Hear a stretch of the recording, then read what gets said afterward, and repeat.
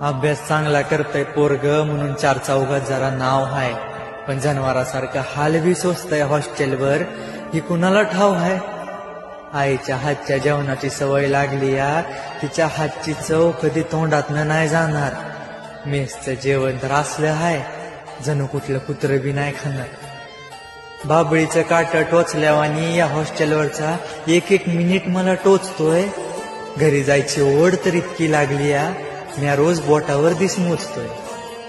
माझी आई लाडानं वाघ म्हणती मला, पण तिला काय माहिती तिचा यो वाघ असली शर्यत लढून लढून पूर्णपणे थकलाय.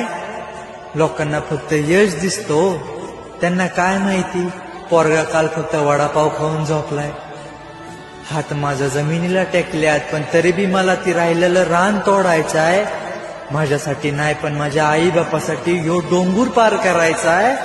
आणि आमच्या कपाळावर जी गरिबीचं नाव कोरलंय ना, ती पूर्णपणे खोडायचं आहे. वर बघ मित्रा, त्या उंच एवढ्या आभाळात मला माझ्या आई बापाच्या नावाला पाहायचंय. मेहनत करावी लागल्या का आईचं सपान हाय, कारण मला सुटाबुटात गावाला जायचंय.